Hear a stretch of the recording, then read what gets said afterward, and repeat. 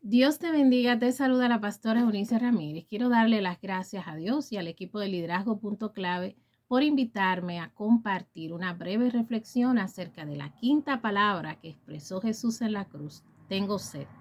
El libro de Juan, capítulo 19, el verso 28 y 29, dice de la siguiente manera: después de esto, sabiendo Jesús que ya todo estaba consumado, dijo, para que la escritura se cumpliese: tengo sed. Y estaba allí una vasija llena de vinagre. Entonces ellos empaparon en vinagre una esponja y, poniéndola en un hisopo, se la acercaron a la boca. Algunas personas, teólogos, relacionan este evento con el evento de Isaías 32:6, donde habla acerca del maltrato que recibiría el rey. Y precisamente uno de los malos tratos que recibiría era que se le iba a negar el derecho a que su sed fuera saciada. Jesús, camino a la cruz, y ya en la cruz experimentó dolor físico, fatiga, se desangró, y por supuesto esto representó una gran deshidratación. Un indicador de deshidratación física es precisamente una intensa sed. La respuesta que Jesús recibe frente a esta última necesidad física, vamos a decirlo de esa manera, fue una respuesta cruel, matizada precisamente por el rencor, la envidia y esa naturaleza pecaminosa heredada. Fue una respuesta de burla, de odio. No recibió agua para saciar su sed física, sino que recibió vinagre. Y por supuesto esto acelera el malestar en Jesús físico y lo lastima aún más, no solo físicamente, sino también, suponemos, que emocionalmente. Cuando nosotros vemos a Jesús sufrir en la cruz del Calvario, necesitamos pasar de quedarnos en el dolor y el sufrimiento que experimentó a descubrir o a redescubrir el propósito de ese sufrimiento. ¿Cuál era la razón? ¿Por qué Jesús experimenta dolor? Pues Jesús estaba encarnando la experiencia humana, el dolor que experimenta el hombre precisamente cuando está separado de Dios a causa de estar viciado, atado, ¿verdad?, al pecado, siendo víctima del maligno y, por supuesto, siendo víctima de quienes obran en obras de maldad. Estamos diciendo que Jesús sufre el dolor que sufre en la cruz del Calvario tras él precisamente estar recibiendo el impacto sobre sus hombros de la carga del pecado, de vivir la experiencia humana caída y separada de Dios, y de recibir el maltrato de los hombres quienes estaban obrando desde esa naturaleza caída. Jesús encarna entonces en la cruz la vulnerabilidad humana, espiritual, emocional y física, y también encarna precisamente esa fragilidad. Y esto lo convierte entonces a Jesús en un gran intercesor, en el sumo sacerdote que nosotros tenemos delante del Padre, intercediendo por nuestras vidas. Jesús encarna la experiencia humana y vive la experiencia de vivir la separación de Dios y el dolor espiritual que esto representa, para constituirse precisamente en este sumo sacerdote. Hebreos 4, 15, 16 dice que no tenemos un sumo sacerdote que no puede compadecerse de nuestras debilidades, sino uno que fue tentado en todo según nuestra semejanza, pero sin pecado. Así que acerquémonos pues confiadamente al trono de la gracia para alcanzar misericordia y hallar gracia para el oportuno socorro. ¿Qué estamos diciendo aquí? Jesús encarna la experiencia humana y vive el peso del pecado para poder él desarrollar aún más compasión y empatía y vivir delante del Padre ese rol de sumo sacerdote e intercesor a nuestro favor. La experiencia de dolor que Jesús experimenta en la cruz. Es precisamente esa experiencia de dolor que Jesús va a vencer después de la cruz y que nos va a dar acceso a nosotros, que por Él y mediante Él nosotros también venzamos. Él venció el dolor, venció la enfermedad, venció la muerte y gracias a padecerla en la cruz se hizo vencedor y nos hace a nosotros copartícipe de su victoria. Dos aspectos caben destacar: el que cuando Jesús exclama precisamente que tiene sed.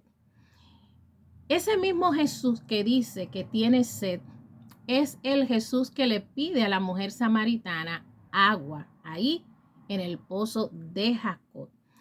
Y Jesús, precisamente la mujer samaritana, pues reacciona.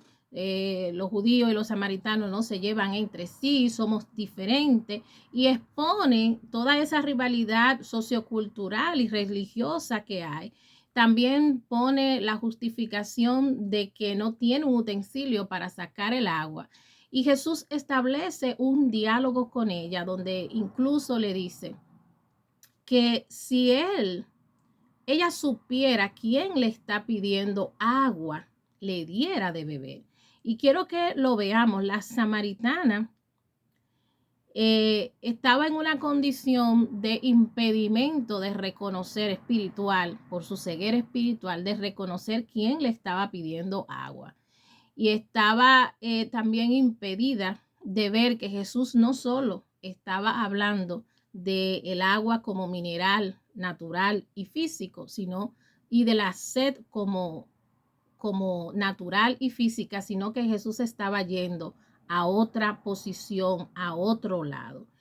Dice Jesús: cualquiera que bebiere de esta agua volverá a tener sed, mas el que bebiera del agua que yo le daré no tendrá sed jamás, sino que el agua que yo le daré será en él una fuente de agua que salte para vida eterna. La mujer le dijo a Jesús, todavía pensando en el plano natural y material, que le diera de esa agua para que ella no volviera a tener sed y no tuviera que volver a buscarla. Por supuesto, este diálogo con Jesús denota la experiencia espiritual y emocional que la mujer estaba experimentando. Estamos hablando de una mujer con ceguera espiritual que no reconoce al Cristo, una mujer que tiene diferencias y dificultades raciales, ¿verdad? Culturalmente hablando, habían altercados entre los judíos y los samaritanos y disputas respecto al lugar de adoración.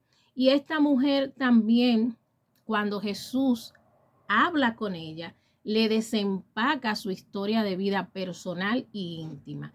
Entra Jesús al plano natural, no solo para expresarle, ¿verdad?, en palabras que Él es capaz, el agua que Él porta, que Él posee, es capaz de saciar para vida eterna, sino que se lo demuestra, desempacando su intimidad, su vida y tocando las fibras más sensibles de esta mujer. Le declara su condición espiritual, su condición moral, su condición emocional.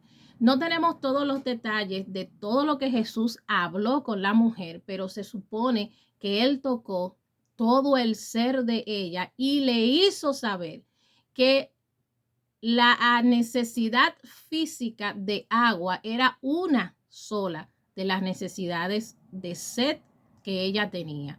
Y le dio a reconocer que ella tenía sed emocional y sed espiritual. Por supuesto, esta mujer tenía un desorden emocional, relacional, de intimidad, un tema de inmoralidad sexual también, o por el tipo de relaciones que ella estaba teniendo, pues 5 maridos había tenido y aún el que tenía no le pertenecía. Esta mujer estaba en fornicación, consintiendo adulterio, y me imagino cómo la reputación de esta mujer estaba en el contexto donde ella vivía. Pero Jesús entra y a través de sus palabras hurga en todo su ser, y la respuesta de la mujer nos indica a nosotros que hubo sanidad y toda su alma fue saciada. Más allá de lo físico, su espíritu y su alma sus emociones, sus sentimientos, su dignidad fue saciada, porque ella va al pueblo y comienza a proclamar: vengan y conozcan un hombre que creo que es el Cristo, porque ha desempacado y ha dicho todo lo que yo he hecho en mi vida. No solo a través de sus palabras creyeron en Jesús ese día, sino que a través de la gente del pueblo escuchar a Jesús, cobraron, ¿verdad?, convicción y fe. Por supuesto, el trato de Jesús y su expresión denota que la sed del hombre no solo es física, reitero, sino también una sed emocional y espiritual. Y esta no puede ser saciada por medios convencionales, sino con agua que salta para vida eterna.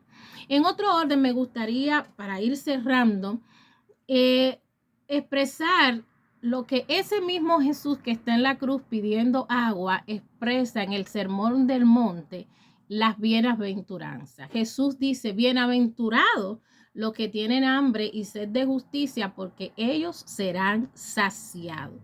Miren qué interesante, otro elemento relacionado, otra perspectiva relacionada con la sed. Jesús la ata a la necesidad de justicia y promete que esa sed de justicia será saciada. La saca del plano físico y la entra en el plano emocional y en el plano espiritual. Jesús, la sed de justicia que el hombre tiene no es una sed humana, reitero, es de la justicia divina, la cual mediante el sufrimiento de Jesús en la cruz del Calvario, su muerte y su resurrección, le da al hombre la victoria sobre dos cosas fundamentales. Número uno, sobre el pecado, y número dos, sobre el maligno, y un nuevo acceso para reconectar a través de la reconciliación con ese vínculo relacional con Dios.